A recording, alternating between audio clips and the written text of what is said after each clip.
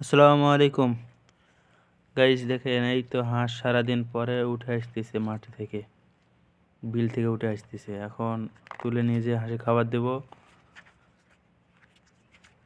দেখেন হাঁস কিভাবে উঠে আসতেছে, দেখেন একদম সিরিয়াল বাই সিরিয়াল। দেখেন হাঁস, দেখেন মাশাআল্লাহ ভালোই খাইছে হাঁসে।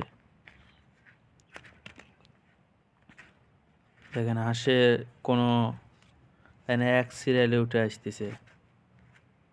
একটা জিনিস খেয়াল করতে পারেন, দেখেন আমাদের দলের মধ্যে কোনো হাসা নাই, সব হাসি। কারণ এগুলো ডেগে হাঁস, তো আমরা হ্যাচারিতে ডিম দিচ্ছি না। অনেকে জিজ্ঞেস করে, ভাই আপনাদের দলে হাঁসা নেই? না ভাই, হাঁসা আমি রাখি নাই। হাঁসা সব হয়েছিল, হাঁসা সব বেছে দিছি, দেওয়ার পরে এখন সব হাসি আছে।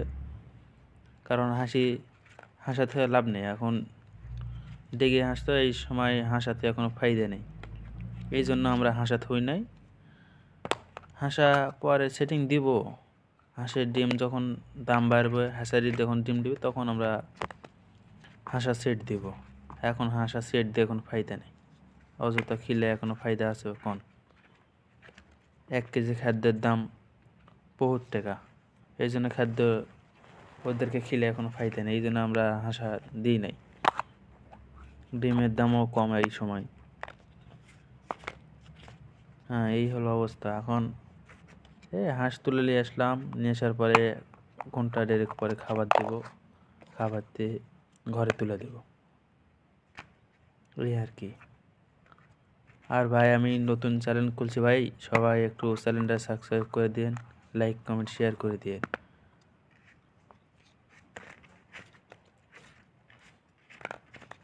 এই দেখেন রাস্তার ধার দিয়ে হাঁস চলে যাচ্ছে সিরিয়াল বাই সিরিয়াল, কোনো সমস্যা নাই। হাঁস এইভাবেই নিয়ে যাওয়া আসা আমাদের অভ্যাস। তো রোডের রাস্তার ধার দিয়ে, মেন রাস্তার ধার দিয়ে।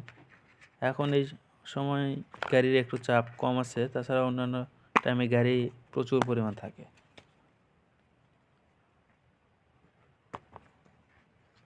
আবার অনেকে জিজ্ঞাসা করে, ভাই হাঁস আপনারা বাচ্চা নেন না বুড়ে নেন? ভাই আমি বাচ্চা তুলি, নতুন মানুষ হিসেবে বুড়ানি তোলাই বেস্ট হবে। আমি বাচ্চাই তুলি ভাই, আমি বাচ্চা হাঁসি নিয়ে আসি, বুড়ানি হাঁস আমি পালি না। আমি বাচ্চা হাঁসি লেনদেন করি, এটাই হলো আমার বাচ্চা হাঁসের পরিশ্রম বেশি, বুড়ানি হাঁসের ডিম লিয়ালে ডিম পাওয়া যায়।